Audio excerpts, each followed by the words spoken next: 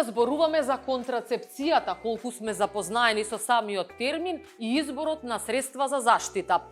Ја отвараме и темата за предвремениот пубертет, како кај девојчињата, така и момчињата, зборуваме и за причинителите на предвремениот пубертет кај децата. Знам дека денес дојде на рутински преглед, но додека си тука, сакаш ли да поразговараме за планирање на семејство? Би сакала да ги чујам твоите размислувања на оваа тема. Секако. На претходниот преглед ми кажа дека имаш партнер. Како ти и твојот партнер се заштитувате од непланирана бременост? Дали користите контрацепција? Па, понекогаш користиме кондом. Неодамна разговарав со една другарка на оваа тема и ми кажа дека пие контрацептивни таблети. И веќе подолго време воопшто не ја мачи мислата дали може да остане непланирано бремена по секој сексуален однос. А што би било важно за тебе при изборот на одредена контрацептивна метода? Па, би сакала да бидам сигурна дека ќе имам редовни и уредни менструални циклуси. И секако, би сакала да знам кои се негативните ефекти на таа контрацептивна метода. Она што сакам да го запомниш е дека не те штитат од сексуално преносливи инфекции и затоа секогаш користи кондом. Одлично. Можам ли одма да ги набавам? Да, се разбира. Веднаш ќе ти напишам лекарски рецепт со кој можеш да ги купиш во било која аптека и уште денеска може да ја испиеш твојата прва таблета. Супер. Дали може би имаш уште некое прашање? Не, ви благодарам многу за овие информации, бидејќи многу ми значеа. За секое прашање или несакан ефект што ќе го почувствуваш во текот на употребата на контрацептивните таблети, побареме. И слободно, сподели ги брошурите на другарките. Ви благодарам многу. Имајте убав ден.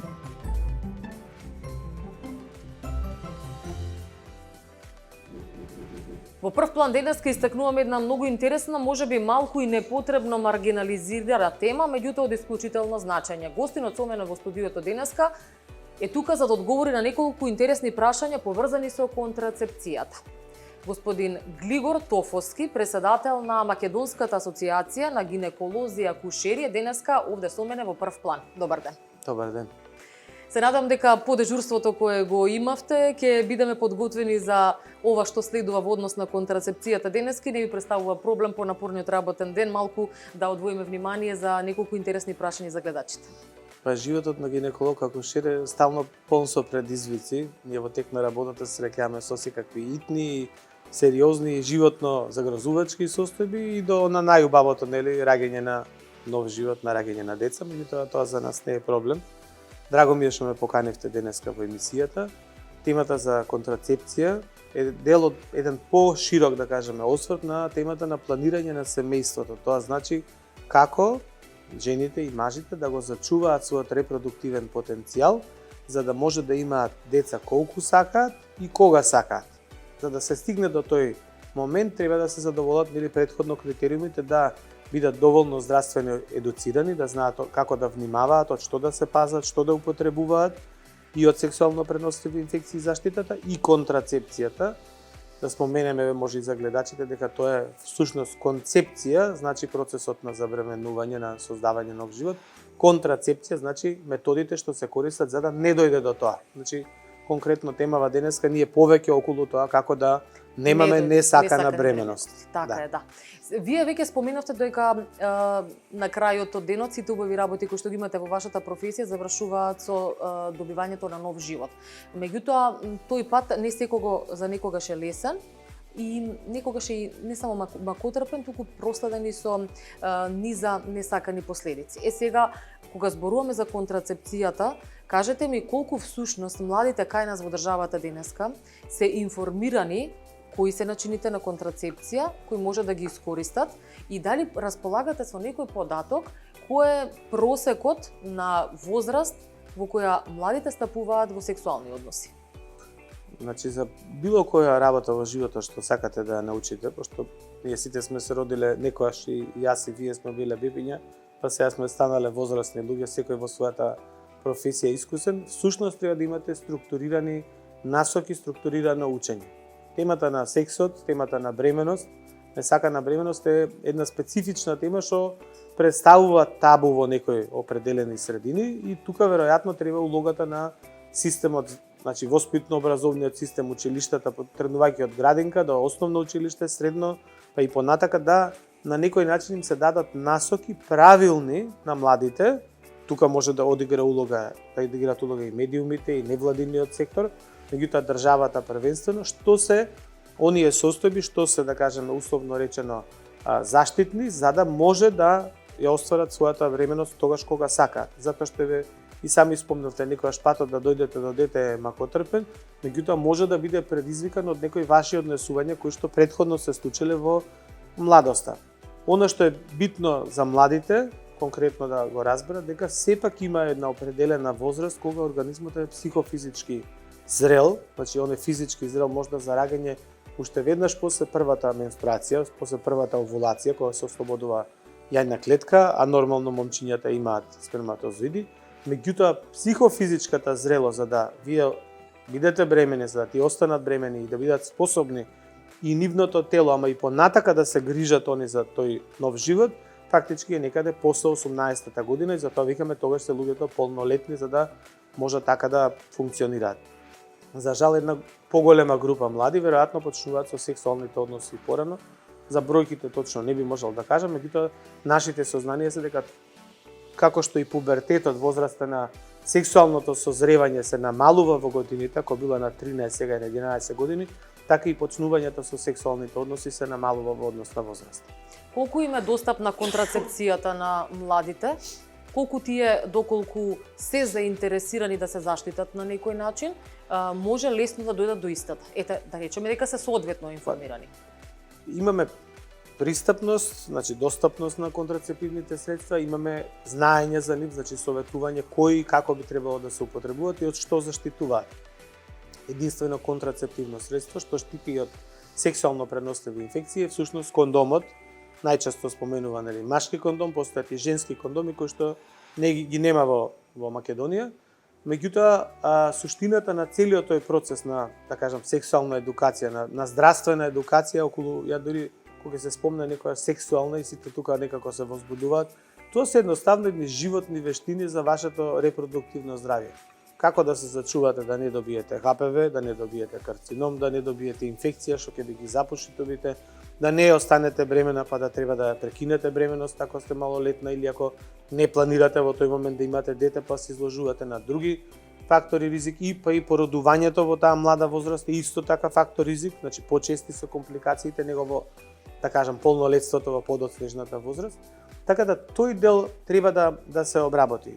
Нашиот систем во Македонија е многу либерален во однос на многу прашања, значи и во достапноста треба да имате рецепт за да добиете хормонска контрацепција, значи да добиете контрацептивни таблетки. Меѓутоа може да ви ги препише и гинеколог, може да ги препише и матичниот лекар. Значи, ипната контрацепција дури и не потребува обично рецепт, а може и најчесто за тој употребувана таа онаа контрацепција што вика ден потоа, ја купуваат во аптеките директно, иако и таа би требало да оди во некаков си начин и да не се користи многу често. Значи, ако се користи многу често, значи дека вие веќе имате потреба од друг тип на заштита, нешто што ќе го зимате регуларно, континуирано и ќе нема да се изложувате на такви итни контрацепции и на такви ризици. Кондомите се секако секаде достапни, кои што може да се користат и треба да на некој начин и да се едуцираат и да се промовираат. И овие другите средства кои што дел ги има, дел ги нема, значи интраутерините влошки, обично се препорачуваат кај жени кои што веќе раѓале, меѓутоа и не мора, има и по-мали по форма, по тип што може да ги користат и девојчиња, односно оние кои што немаат раѓено, и типови на определени имаме фактички импланти, контрацептивни средства што користат само прогестерон, значи не се комбинирани контрацептиви, кои што за жал исто така ги нема.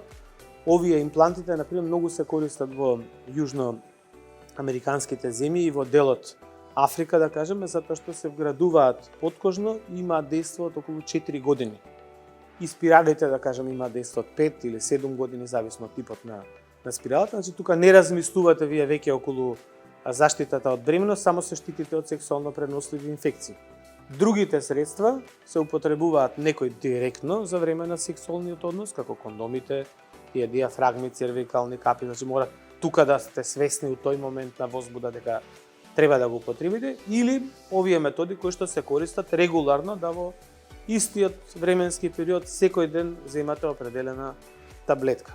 Секоја жена, секој пар, да кажеме, би требало да има своја преференца Меѓутоа, за да има нешто што он би го предпочитал во однос на другите методи, треба точно да знае кои се предностите и кои се негативните моменти од методата. Сега, вие ако имате 3 деца, сакате да пиете хормонска контрацепција, едното дете ви е болно, вие трчате од работа, се враќате, многу голема е шансата да заборавите да се напиете апче, можда за вас идеалната метода е да се стави интраутерина влошка, така наречена спирала. За некои млади девојки или за оние кои што имаат нерегуларни менструации, хормонската комбинирана контрацепција е идеална, затоа што тогаш добивате пократки циклуси, на 28 дена добивате циклус, значи не ги чекате, не ви доцнат па се ги мислите, помали се по обем, на некој начин вие регулираат самата менструација и вие се штитуваат од несакана бремена. Значи тоа е, да кажем, прашање на изборот. Има и, заборев да ги спомнам, и инјекциони контрацептивни средства. Тоа е одите кај лекарот еднаш во месецот или во 2 или во 3, зависно од типот на средството. Он ви дава инекција и вие во следните 2 или 3 месеци имате, да кажам, во голем степен заштита, преку 90% од несакана бременост. Ама, например, негативностите на тој метод се што менструацијата може да е порано, подоцна, да е пообилна, доколку тоа не ви пречи. Се од денешно време младите точно планираат кога ќе одат, кај ќе одат на одмор, на семинар, нив им е битна прецизност. На некои жени, да кажеме, во руралните средини или кои што немаат таков распоред на активности, можеби не им пречи да добијат и порано и подоцна менструација, а да знаат при тоа да се заштитени. Вие пред малку набројавте неколку фактори кои влијаат во однос на тоа каква контрацепција треба да се користи и направивте одредена граница кога станува збор за возраст. Меѓутоа, што е со оние кои сакаат да добијат одговор на прашањето кога всушност треба прв пат една женска личност да се појави на гинеколог? Дали треба пред да ја добие првата менструација или првиот циклус, можеби веднаш по добивањето или после одреден извесен период кога треба да стапи во сексуални односи? Каков е советот на гинеколозите? Кога треба да биде првата посета, а и потоа советите адекватни? Гледате, званично се вика дека по добивањето на првата менструација би требало да девојчето, девојчињата, меѓутоа тогаш што они уште малолетни се многу мали, значи во присуство со своите мајки или татковци, да отидат на матичен гинеколог, негде таму после 12-та година, нели би требало да се регистрираат да изберат матичен гинеколог. Меѓутоа, независно од тоа ретко се случува.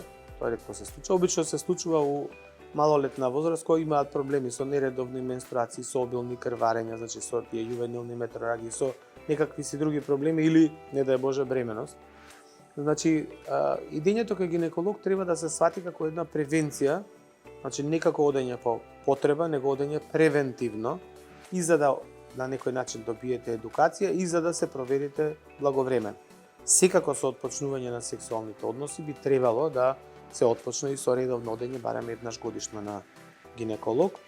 Меѓутоа, гинекологот, и не само гинекологот, ние сме работеле многу и на едукацијата и на матичните лекари, на општите лекари, да даваат и гинекологот и матичните лекари советување во однос на сексуалното и репродуктивното здравје, на планирање на семејство, затоа што со самото тоа поместување на сексуалните односи порано, например, една од препораките на Светската здравствена организација да тестирањата за хламидија, тоа е една бактерија која што може да тивко без многу симптоми да ги запуши каналите, тубите и да после тоа жената има проблеми со фертилитетот, да тие тестирања се прават веќе од 16 години и доколку се открие таа бактерија да се лекува на време, значи да не се открие многу касно кога веќе штетата е направена. И, например, овие употребата на контрацептивните средства, доколку се отпочнати со сексуалните односи, да добијат едукација што е за нив најдобро и каков тип на средство да употребуваат.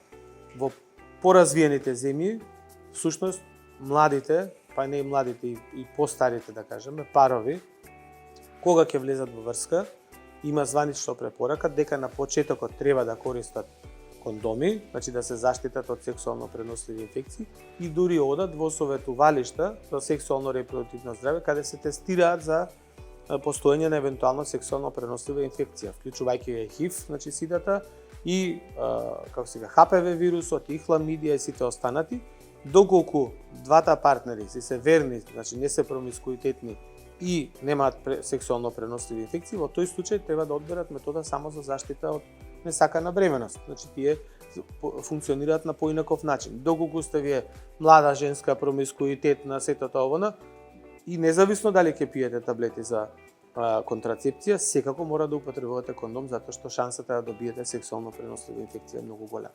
Тоа е во однос на инфекциите. Кога станува збор за несаканите бременности, колку можат да бидат на некој начин опуштени, и не само жените, тие се носители нели на плодот, меѓутоа и тие момчињата кои сакаат да избегнат несакана бременност кај партнерката и девојката, да се опуштат во однос на броењето на денови на овулација. Колку функционира тој систем, бидејќи постојат одредени апликации кои ги користат сега младите, бројат денови на овулација и сметаат дека останатите денови се безбедни за да имаат незашитен така сексуален наречени однос. плодни денови, значи тоа е метод фактички на одредување на фертилниот период во циклусот, тоа е некаде од моментот на овулација 3 дена пред и 3 дена подоцна, затоа што сперматозидите генерално живеат негде околу 2 до 3 дена, јајната клетка ден до 2 и отприлика тоа е периодот кој што они може да се сретнат.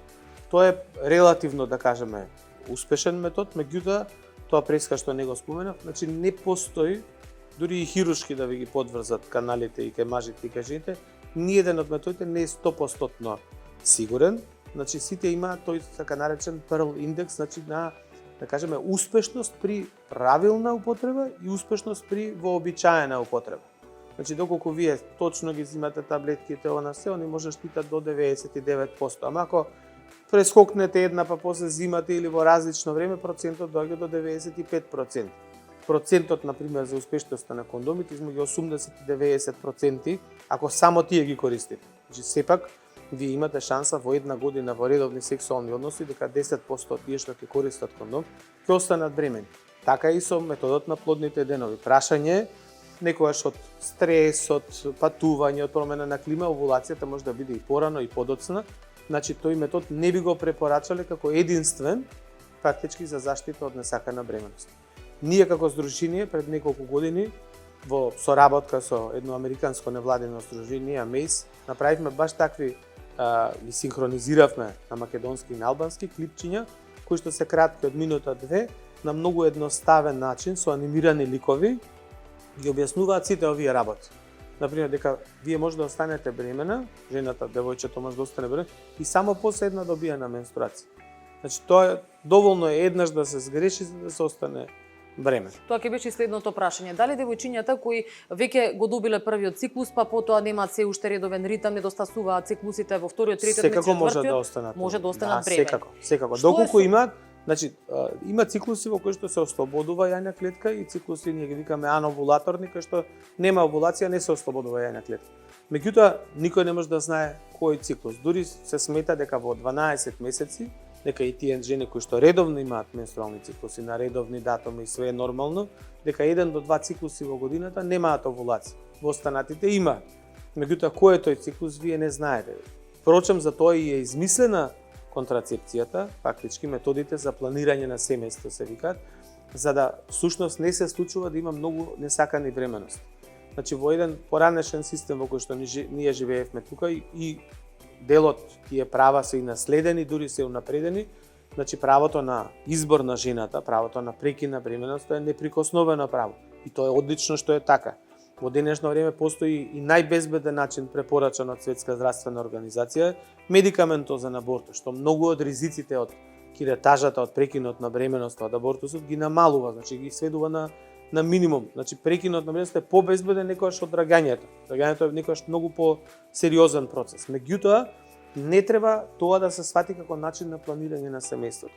Сепак, планирање на семејството значи тоа што го кажавме на самиот почеток, да си го зачувате вашето здравје и машко и женско, значи и овие девојчиња сега од 12, 13, 14, 15 години, тие на 25, доколку сакаат да се остварат како мајки, како татковци подоцна, да си ги зачуваат потенцијалите за тогаш. Тоа се прави примерно низ едукација, значи да знаете што све постои, какви инфекции постојат, кои се ризиците, се што тоа би требало да се учи и во училиштата, да се збори дома и да се добие како информација од гинекологот и од матичниот лекар.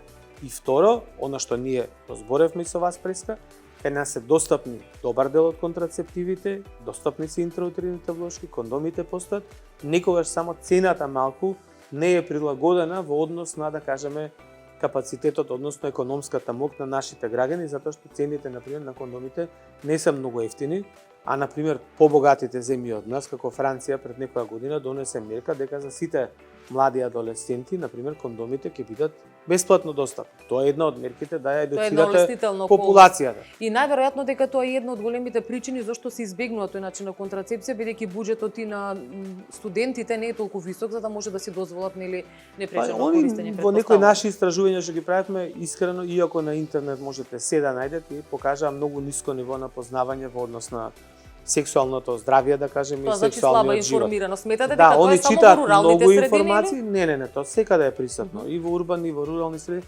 Значи, ние сме се обкружени со многу информации, многу тешко да разлучите која информација е вистината, која е точна, која не е точна. Значи процесот на селектирање на информациите. На информациите и onda верувате на некој кој што всушност не знаете дали тој самиот се разбира. Значи, треба сепак информациите да се добиваат од, да кажеме, од институциите на системот, од невладиниот сектор кој што се занимава со таа проблематика и од професионалните здруженија како што е Сдруженијето на гинеколози и акушери. Значи, тука треба да се бара едукацијата, а пристапноста до средствата треба да се бара. Не има центри во невладината Хера, сакам да знам, кај што може да се добијат и бесплатни контрацептиви, меѓутоа нашата заложба веќе со години на сите кои што работиме со оваа проблематика е да барем едно контрацептивно средство биде на позитивната листа на фондот, значи да има едно контрацептивно средство кое што ќе може само со партиципација да се добие за сите оние кои што сакаат.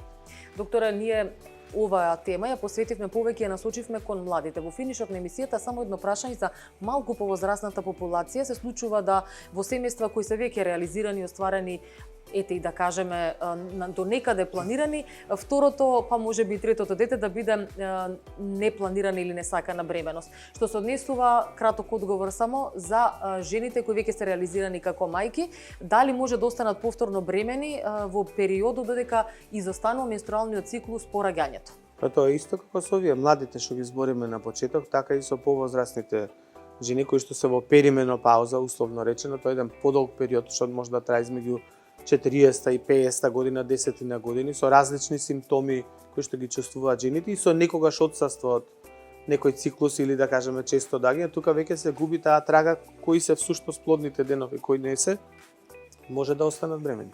Така да и тие спагаат во категоријата што треба да го планира своето семејство, меѓутоа во крајна линија, како да кажеме, тоа е сепак проценка и на семејството, дали сака, не сака, сака да остави, колку деца сака да има во својот живот. Генерално повеќето парови, да кажем, повеќето семејства сега се со едно или две деца, се помалку се стига со 3 или со 4. Може да имате вие и 5 деца, многу е битно дистанцата, фактички размакот помеѓу раѓањето на децата да биде адекватен, жената да може да го опорави организмот, вие да може да ги чувате децата и домашниот буџет тоа да го дозволува да им дадете максимум што може. Тој период некаде од прилика е некаде 2,5 до 3 години, значи вие може и 5 деца, има многу често например во побогатите земји, ќе се земат двојца, ќе решат да имаат 3 или 4 деца, тие деца ги раѓаат во тој отприлен временски период, да кажеме во 7 години, они 8 ќе родат 4 деца, после ќе се дали ќе се употребат хируршка или друг тип на контрацепција, и си ги чуваат децата и толку, они си решиле, си направиле концепт за своето семејство. Тоа е всушност планирање на семејството. Значи 2 до 3 години е некоја оптимална, да кажам, пауза помеѓу бременосите, односно двата процеса на раѓање. Да, тоа е она што медицината го советува, да кажем. Ви благодарам многу за гостувањето во прв план и навистина ќе ми биде драго ако преку овој разговор го подигнеме нивото на контрацепција и апелираме воедно барем едно од контрацептивните средства да биде ставено на позитивната листа. Да, од кратко време се да опатиме, меѓутоа еве да во прв план ги ставиме малце луѓето сепак во вашата емисија гледана да малце размислуваат на оваа тема и да потражат соодветни информации во другите средства, да кажеме, за информирање. Така, нека биде воедно и апел и за останатите сектори да размислуваат во образовниот процес, да ги вметнат предметите и да ги подигнат, да кажам, оние сите лекции, дали ќе биде во биологија или во некој друг предмет во училиштата, да се изучува воопшто не само концептот како функционира нашето тело, него воопшто концептот на планирање на семејството кој нас се чини малку запоставен. Благодарам уште еднаш. Нешто пријатно. Доктор Глигор Тофовски беше со нас овде во прв план. Имаме уште еден интересен соговорник, останете со нас. Исхраната и општеството воопшто имаат големо влијание врз раниот пубертет. Тој може да се открие и со редовни систематски прегледи кои се прават еднаш годишно и освен мерењето на висината и тежината, може да биде проценет и стадиумот на пубертет кај момчињата и девојчињата. Доколку родителите се сомневаат дека нивното дете се наоѓа во фаза на предвремен или ран пубертет, најдобра препорака е да се обратат кај батичниот педијатар. Исклучително важен аспект во врска со оваа состојба или предвремениот пубертет е едуцирање на јавноста, особено на родителите, за природата на раниот пубертет, бидејќи оваа појава може да предизвика сериозни предизвици врз физичкото, но и психосоцијалното здравје на децата. Во вториот дел од емисијата во прв план отвараме исто така една многу значајна и интересна тема. Со мене во студиото овој пат е магистар доктор Елена Манолева Николовска, специјалист педијатар во ПЗУ Манолеви. Добар ден. Добар ден. Темата која ќе разработуваме, доктор Елена, е навистина интересна, а пред се значајна за младата популација, затоа што истата гласи ран пубертет. И сега ние сите зборуваме дека тоа можеби е најпредизвикувачкиот период за родителите, дека тоа е една развојна фаза за децата, меѓутоа тука имаме навистина сериозни подпрашања кои денеска ќе ги разработиме. И веднаш се наметнува првото. Што е всушност ран пубертет, како го диагностицираме и како и зошто тој се јавува? Убаво кажавте на најавата, тоа навистина представува еден период кој што не е значаен само за децата, туку тоа е многу голем значаен период и за родителите, но првенствено децата се тие кои што доживуваат навистина многу големи промени во тој пубертет. Да кажам дека воопшто генерално пубертетот представува период, последниот период на најголем раст и развој во човековото тело. Значи постојат три големи периоди на раст и развој во човековото тело. Првиот е интраутериниот раст, кој што се случува во матката на мајката. Понатака првата година од животот представува вториот битен период кога една индивидуа, поточно бебе новородено, во првата година на живот најмногу добива на висина на тежина, и третиот најголем период на раст и развој представува пубертетот, кој што кај девојчињата се одвива во периодот од 10 до 14 години, кај момчињата од 12 до 16 години, значи со 2 години покасно во однос на девојчињата. И тука што е многу важно и значено да се нагласи, тоа што го рековте во најавата, дека тоа не представува само период на едно интензивно, брзо растење и развој, значи на телото во физичка смисла, туку тоа представува еден период во кој што доаѓа до психички созревање, психичко, емоционално созревање кај децата, кој што секако како такво буди многу дилеми, многу прашања, многу несигурности кај самите деца, и затоа е тој период во кој што навистина еден од најзначајните периоди, кој што треба и родителот да знае како правилно да се постави, за да може целиот тој период полесно да го помине детето со сите прашања кои што ги има во врска со неговиот раст и развој. Сега кога би било, како што рековте, ран пубертет, во однос на тоа што ви го кажав, значи се што се одвива кај девојчињата е поставена границата. Прво да кажам дека пубертетот е многу битно дека се карактеризира со појава на одредени карактеристики, кои што ќе ги се надевам ќе имаме време да ги опишеме покасно. Сите тие карактеристики ние ги викаме секундарни полови карактеристики, кои што би се појавиле пред 8-та година од животот кај девојчињата или пред 10-та година од животот кај момчињата, го сметаме за предвремен пубертет. Што треба да воочат родителите кога во прашање? Значи секундарни полови карактеристики, тоа значи дека кај девојчињата почнуваат три фази, физички фази кои што ги приметуваме. Тоа е првенствено почеток на растот на градите, најчесто почнуваат прво развојот на мамарните жлезди, појава на гради, кое што морам да кажам дека во случај кај предвремен пубертет кај момчињата не е само дека кај девојчињата растат гради, туку може да се случи раст на дојки да има и кај момчиња, што исто така е многу битно како една од карактеристика која што родителите би ја приметиле дека нешто се случува нели со детето.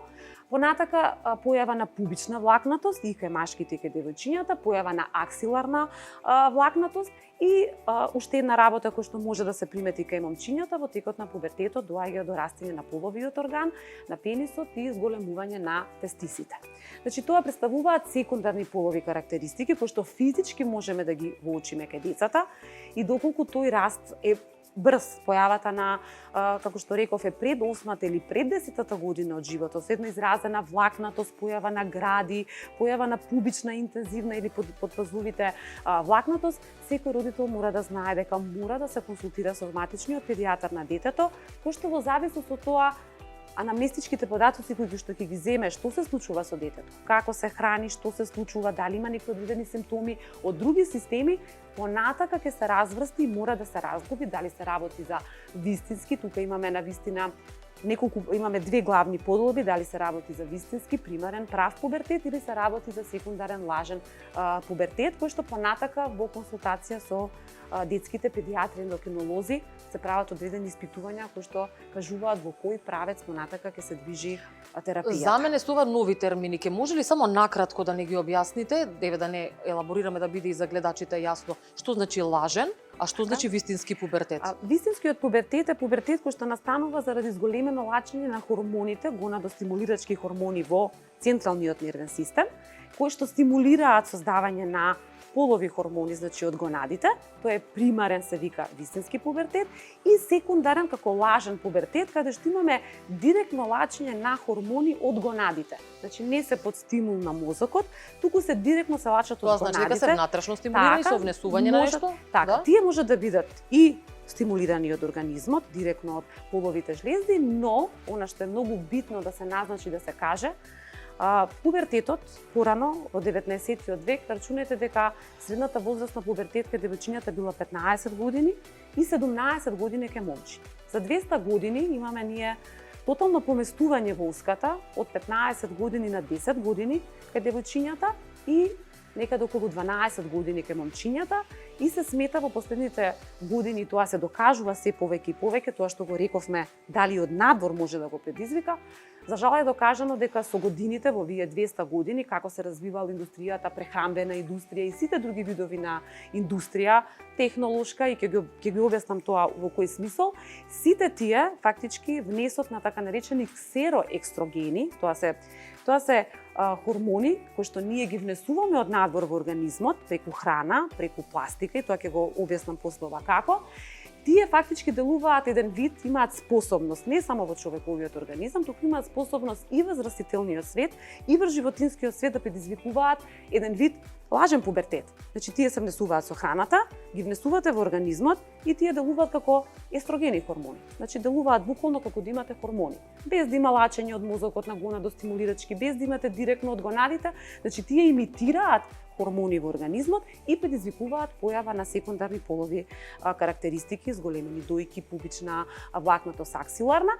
И како се фактички внесуваат во организмот, тоа е секако, значи, прво знаеме дека првата препорака која што ни е многу битна, зашто викаме да се избегнува јадење на пилишко и на емисиркино месо, прво заради тоа што во прехранбената индустрија, нормално заради поголем профит, поголема, нели, како да кажам, нели, да се несат јајца кокошките, да се добива месо, тие се секако растени со хормони, за да може да произведат јајца и нели живина. Тоа е од една страна, и од друга страна е докажано дека овие ксероестрогени ги има во пестициди, ги има во хербициди. Докажано е дека пластиката, ние знаете дека пластична вода пиеме, пластична вода, сокови складирани во пластични шишиња, вода складирани во пластични шишиња. Понатака овошје и зеленчук кој што покрај што има хербициди и пестициди, има пластеници, знаете, брзо растење на овошје и зеленчук под пластеници.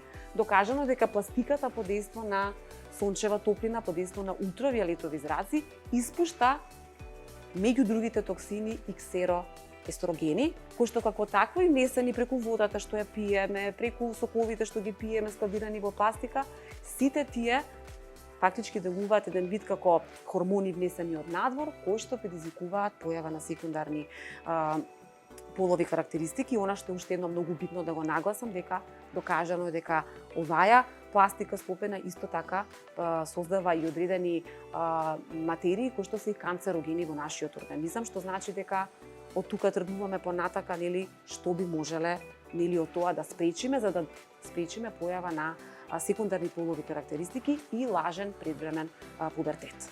Ова се значајни работи, благодарам што ги нагласивте. Меѓутоа, откако ги дадовме првите насоки, сега одиме со вториот степен. Што кога ќе дојдат кај вас родителите кои се сомневаат или сметаат дека препознале ран пубертет? Кој е следниот чекор? Така. Диагностицирање, препораки, дали има хормонална терапија или се советува со одреден вид на терапија друг? За почетокот е многу битно анамнестички да утврдиме дали според клиничката слика и според анамнезата што ќе ја добиеме, да утврдиме дали би се работело за примарен, прав или за лажен пубертет.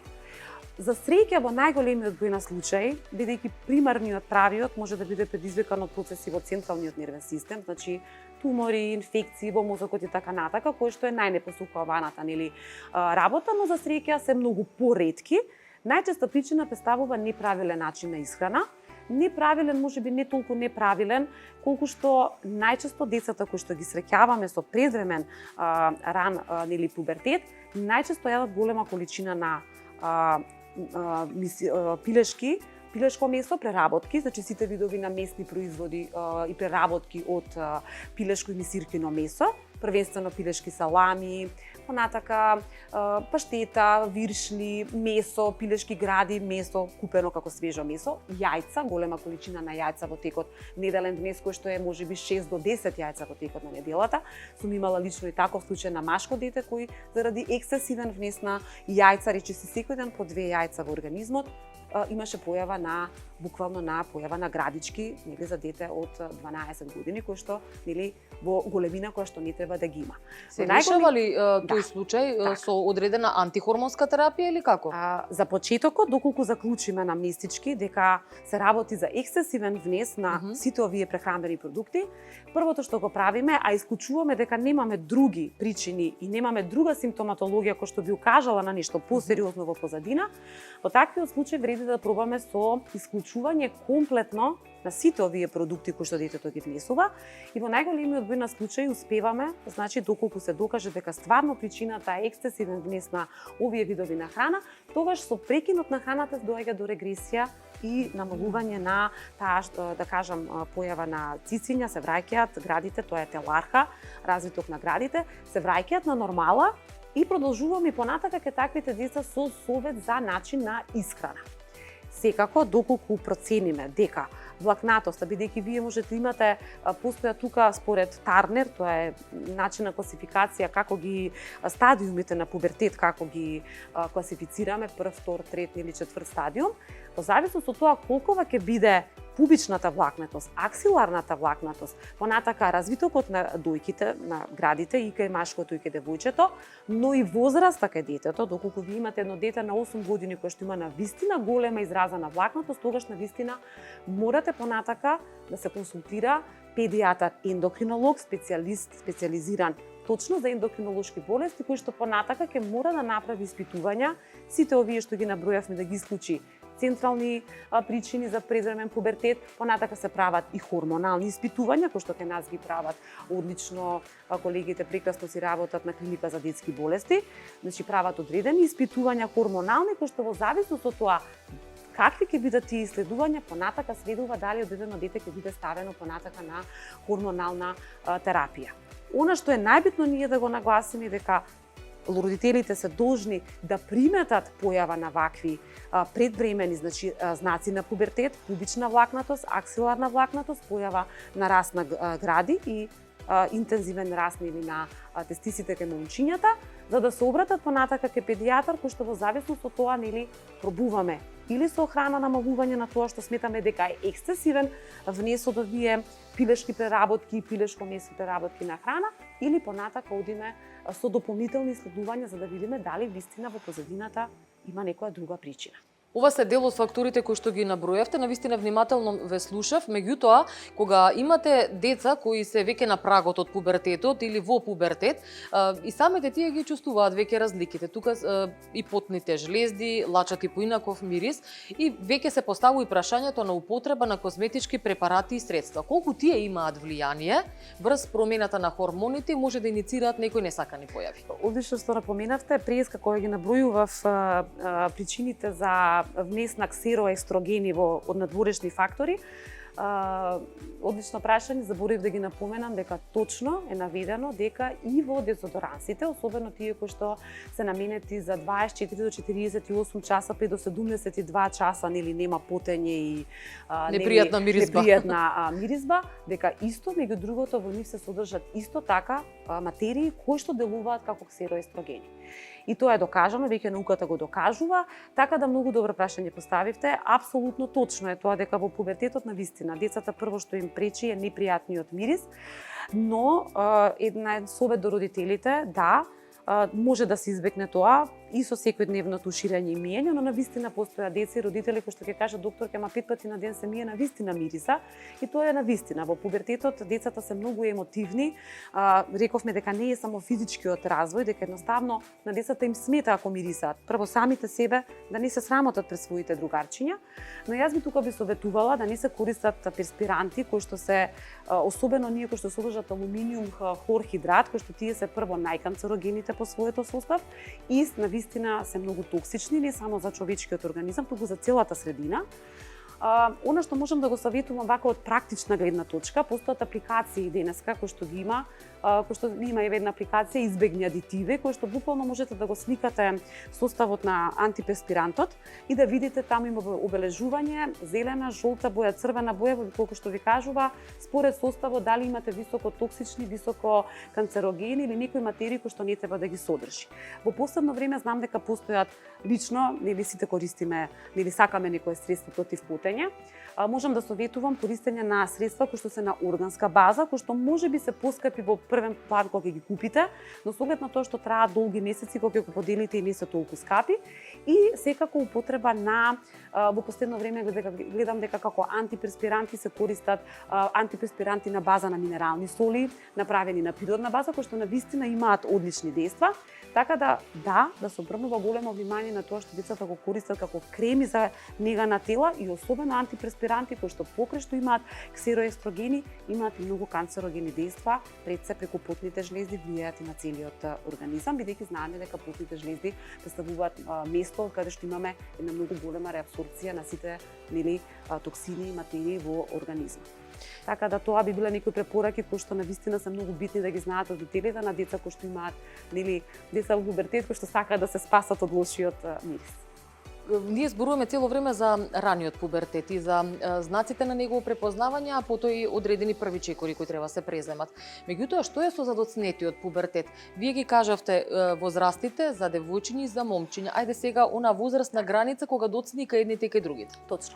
Имаме и спротивна, да кажам, работа од преран пубертет, може да имаме и доцен пубертет, касен пубертет, кој што секако доколку појавата на секундарните полови карактеристики и знаци на пубертет не се појава до 14-15 година кај девојчињата и некаде до 16 година кај момчињата, тогаш и тоа представува ситуација во која што треба да се мислиме, повторно да се консултираме со педијатар, ендокринолог, за да се види дали во позадина има некоја причина зошто тој пубертет е задоснет. Некој пат се случува да имаме, знаете како, се е генетика во организмот, во апсолутна смисла на зборот, па така и појавата на првиот менструален циклус, појавата на пубертетот, знаците на пубертет може да варираат од дете до дете. Затоа се вика од 10 до 14 кај девојчиња, 12 до 16 кај момчиња, но сепак имаме некои граници, се после тој период, може да се почека до 15 кај девојчиња, но доколку веќе после 14-15 година од животот нема добро изразени секундарни полови карактеристики, доколку нема појава на менструален циклус кај девојчињата, кој што просечно се јавува околу 10,5 до 11 години, доколку нема исто кај момчињата појава на длабок глас, зголемување на половите органи, појава женствен глас, нема мутирање на гласот, нема оние знаци за секундарни полови карактеристики, исто така треба да се направи консултација, која што понатака во зависност од тоа одредување на хормонален статус и испитувања, треба да се види која би била причината за појава на тој задоснет пубертет. Доктор Елена, ви благодарам за користите навики и совети и сите насоки кои ги дадовте. Многу ми се допадна тоа што веќе апликацијата која што споменавме, а ние ќе ја потенцираме и подоцна. Веќе сте во теки со модерните токови и ќе им бидат од корист не само на родителите, него и на помладата популација која не гледаше. Ви благодарам многу на поканата, ми беше задоволство да разговараме на оваа тема.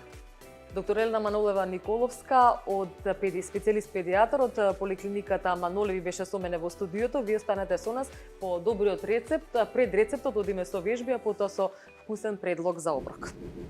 Добар ден, денеска ќе вежбаме со пилатес топка, вежбите за обликување на целото тело. Следите ни внимателно.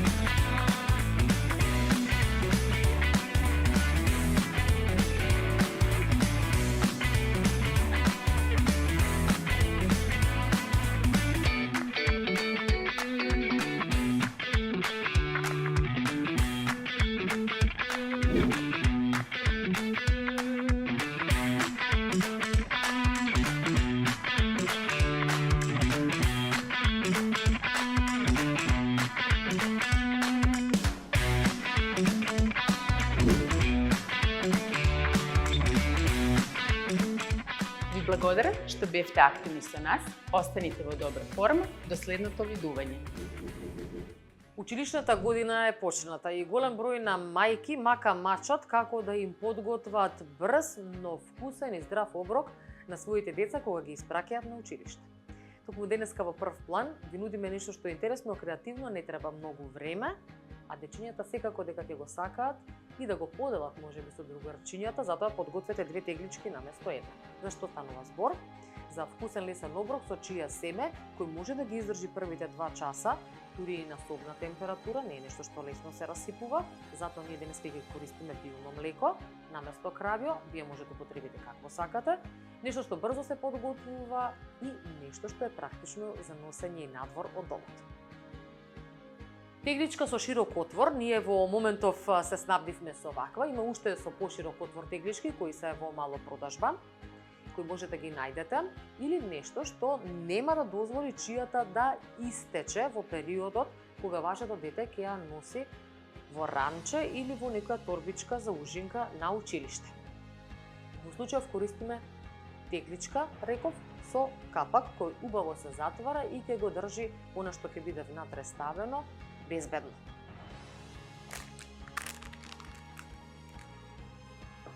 Основата на овој рецепт е чија семето и билното млеко. Од прилика рецептот оди 4 супени лажици чија семе, еве третата и четвртата, ги прелеваме со 200 мл билно млеко. Во случајов користиме овесно билно млеко, истава рецептура имам пробано и со бадемово и млеко од лешник и навистина вкусот е одличен. Изборот е ваш. Бидејќи често го подготвувам ова, знам и колку е се 200 мл млеко. Вие, доколку не можете да процените вака одоко, ви советувам да си го измерите во меричка, затоа што многу зависи желирањето на чијата од количината на течност која ќе додадете во неа. И додека се желираше чија семето, веќе имаме една смеса која овдека навистина е стабилна. Ние во меѓувреме ја исецкавме бананата, ги искршивме или издробивме лешниците и подготвивме малку кокос. Ово оди едноставно и брзо, рековме дека нудиме рецепт кој треба да се подготви наутро пред вашите деца да заминат во училиште. Ова е сега произволно нешто што знам дека скоро секој дете би сакало да го јаде. Вие ќе користите поширока тегла доколку ја имате, доколку не, ова се јаде со лажичка за една употреба, која во училиште потоа може да биде фрлена и дома да ви се врати само тегличката. Врз бананата додаваме искршени лешници и добиваме добро избалансиран оброк кој нема да го оптерети желудникот на детето наутро, а ќе му ја даде потребната енергија да го издржи напорното темпо со часови. Од прилика имаме 8 исечкани лешници, една помала банана и на крај зачинуваме со малку кокос. Ете така, сето ова е подготвено да се конзумира, како што рековме, нема опасност да се расипе, затоа што ние овој пат користевме билно млеко, доколку е подготвено од вечерта, ќе ја добие потребната температура додека и поминат првите 2 часа во училиште. И уште еднаш ќе потсетам, не заборавајте на сетово да спакувате лажичка за една употреба. Се надевам дека овој вкусен оброк ќе ви биде вратен, испразнет, со капачето да може да го потребите повторно за некоја ваша нова креација. Може да го направите со какао, било која овошка, праски за освежување, сезонска круша, рендано јаболко со цимет и ореви, секако чијата и билното млеко се основата, а од згора додавате се она што вашето дете сака да го конзумира, за да му пратите здрав и вкусен оброк кој ќе го пополни желудникот и ќе му даде на мозокот потребна енергија да ги процесира сите информации кои ги примат во текот на училишниот ден нашите најмили. Благодарам за вниманието, се гледаме во следна прилика.